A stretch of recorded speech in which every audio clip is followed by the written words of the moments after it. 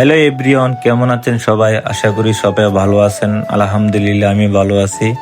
আপনাদের মাঝে খুবই সুন্দর একটা ভিডিও নিয়ে আসলাম। আজকে গ্রাম অঞ্চলে গ্রামীণ ভিডিও আনছি। পল্লী এলাকাত গেছি, একবারে নিখুব এলাকাত। আমি, স্বাধীন, নাহিদ, আমরা তিনজনে মিলে হাঁটতে হাঁটতে চলে গেছি একবারে গ্রাম। মেঘনা নদীর পাড়ের কাছে গেছি। পল্লী এলাকাত, খুবই পল্লী এলাকা আর খুবই গ্রামীণ পরিবেশটা আসলে আমার কাছে ভালো লাগে।